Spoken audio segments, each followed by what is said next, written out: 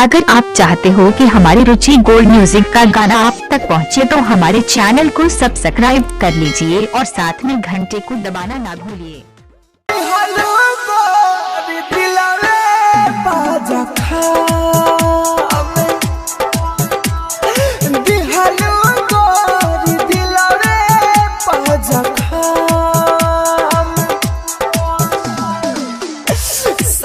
जब तारा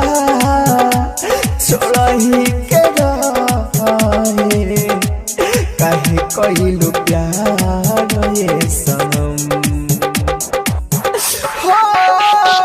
दिहलो गोरी दिलवे पाजखा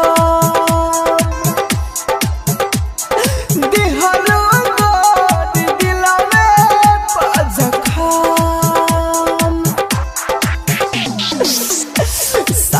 जब तारा छोड़ही के रहे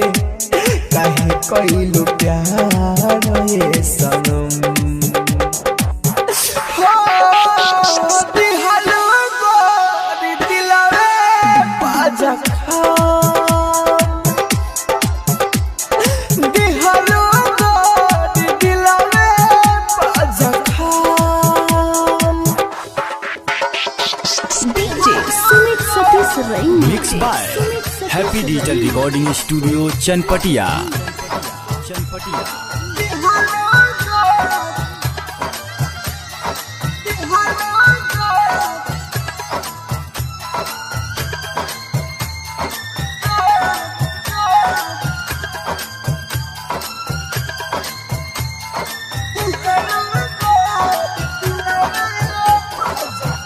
दिलवा में प्यार के घर बना के अपने तू दिहलू जार घुट घुट के जिया तनी एहा जिंदगी में जिए के ना मनवा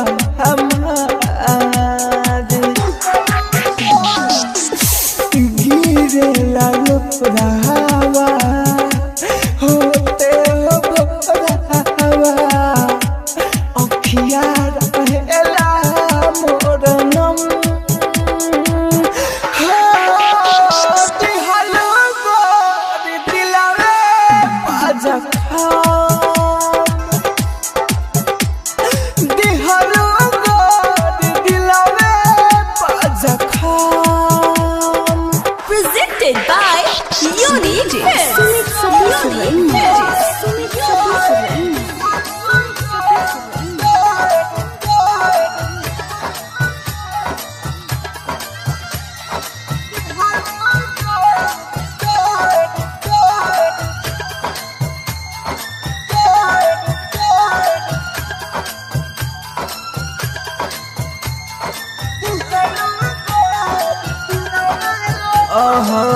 ऐसन प्यार